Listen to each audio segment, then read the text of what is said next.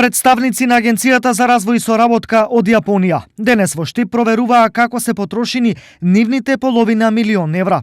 Станува збор за кредит од јапонска JICA, кој Штип го зеде пред неколку години за реконструкција на филтер станицата, односно за адаптација за третман на површински води. Денес сме овде за да тие се запознаат и бараат да направат увид до каде е целата реконструкција и како ќе излеземе од овој процес кој што е почнат малку поодамна. Тенденцијата е таа, ние треба да се грижиме за градот да биде стабилен со водоснабдувањето во наредните децении.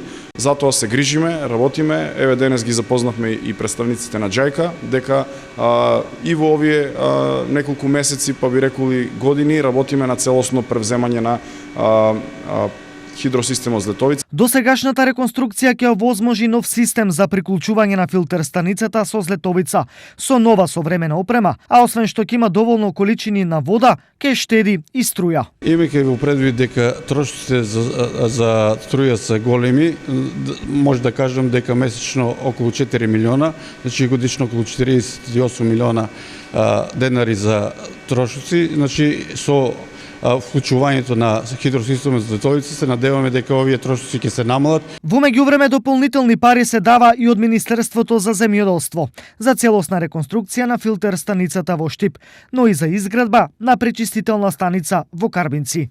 Може да кажеме дека во Карбинци е затворен, односно избран е изведувачот, каде што ќе почнат исто така со работа, каде што некаде вредноста е околу 85 милиони денари, овдека проценетата вредност е 290 милиони денари за доградбата на филтер станицата со најсовремена технологија, односно ултрафилтрација. Инаку хидросистемот Злетовица ги опфаќа општините Штип, Карбинци, Лозово, Свети Николе и Пробиштип. Од нив во овој момент само Свети Николе и Пробиштип се приклучени на хидросистемот.